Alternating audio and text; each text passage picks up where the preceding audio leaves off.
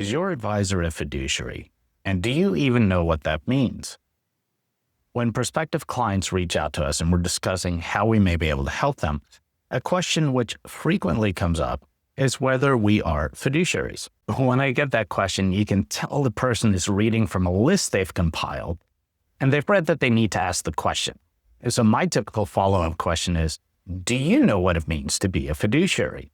And it quickly becomes clear that they don't understand what it means to be a fiduciary or why that may be important. Acting as a fiduciary generally means an advisor has a duty of care as well as a duty of loyalty to a client. The duty of care means recommendations must be made which are in the best interest of the client. In the context of an investment recommendation, we can break that down further. The duty of care requires an advisor understand the potential risks, rewards, and costs of a recommended investment, that the advisor has an understanding of the client's overall financial picture and how that relates to the investment. And 3, given 1 and 2, the advisor must have a reasonable basis for concluding that the investment is in the client's best interest. Now, that all probably sounds like common sense, and I think most clients would be surprised to find out that not all advisors are held to that standard. So let's talk about the alternative, which is a suitability standard. Under a suitability standard, the advisor should still understand the recommended investment, but that's where the similarities end. Instead of a requirement to have an understanding of the client's overall financial picture, the advisor only needs to have a basic understanding of the client's financial needs. Furthermore, the advisor only needs to have a reasonable basis to believe the investment will benefit the client. Now, if that sounded like the same thing to you, it's easy to see how folks get confused. Did you catch the difference? An investment could be beneficial to you without being in your best interest, and the distinction typically results from not having a deep enough understanding of the client's financial circumstance. Let me give you an example. Let's say John and his wife are talking with an advisor. They're in their mid-60s and they're just about to retire, and they are concerned about outliving their portfolio. Based on this information, the advisor recommends an annuity which will make payments to John and his wife for as long as one of them is alive. They'll get retirement income, and they can't outlive that income. This is a suitable recommendation, which the advisor can reasonably believe will benefit the client. John and his wife go for a second opinion from an advisor who acts as a fiduciary. The advisor takes a deeper dive and finds out John and his wife both have pension and Social Security payments which will cover 70% of their retirement spending need. Their home is paid off. The funds which are available to John are invested in a moderate portfolio with a high amount of embedded capital gain. And the distribution necessary to cover the remaining living expenses is only about 3% of the portfolio. The second advisor recommends John and his wife continue with a moderate investment portfolio and disagrees with the annuity recommendation because John and his wife already have significant income streams they cannot outlive. There would be a significant tax cost to selling out and buying the annuity, and the annuity investment would tie up their assets and limit what is available to them in an emergency. I want to be clear before I get hate mail in the comments. I'm not suggesting that all annuities are bad and that a fiduciary would never use them. The point of this example is that in this case, the annuity would pass the suitability standard, even though it likely is not in the client's best interest. So we've talked about the duty of care, and we should also talk about the duty of loyalty. The duty of loyalty regards conflicts of interest which the advisor may have.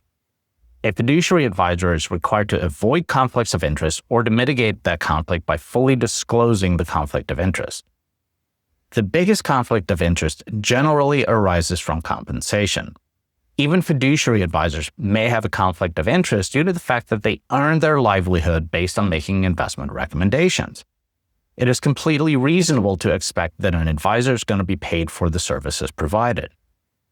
A fiduciary, however, in making that recommendation and earning that compensation, cannot make a recommendation which is not in the client's best interest. A non-fiduciary advisor is not held to the same standard. Such an advisor could, for example, recommend an investment which would pay a higher commission and is suitable for the client, versus an investment which would pay a lower commission and for various other reasons may be a better recommendation for the client. Which advisors are legally required to be fiduciary advisors? I'm emphasizing legally because I'll come back to advisors who are fiduciaries, but not from a legal perspective. Okay, so legally required fiduciaries. Unfortunately, even this is not such a simple question. In general, advisors who are registered investment advisors are legally required to act as fiduciaries. Advisors who are registered representatives with a broker-dealer or insurance agents appointed with an insurance brokerage generally are not fiduciaries. Now, many advisors are duly registered, meaning they are advisory representatives with a registered investment advisor, and they also are registered representatives or insurance agents. In this case, they may or may not be a fiduciary depending on which hat they're wearing at that time. For confused the issue, I want to get back to legally required. The legal requirement comes from past laws. That's typically the Investment Advisors Act of 1940 or the Employee Retirement Income Security Act of 1974, commonly known as ERISA. These laws stipulate when an advisor must act in a fiduciary capacity. What's important about this, it means that a client typically has a remedy available to them through a court of law if an advisor violated that fiduciary responsibility, meaning the client could sue the advisor in a court for a violation. There are advisors who act as fiduciaries, though not due to a legal requirement. So I'm a certified financial planner along with 100,000 plus other CFPs in the United States.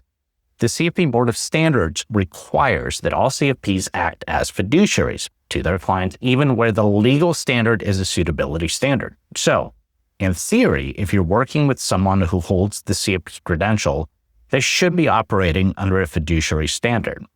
However, if there is a violation and you want to take action, the most the CFP Board of Standards can do is strip the advisor of their credential and refer the matter to a regulatory authority.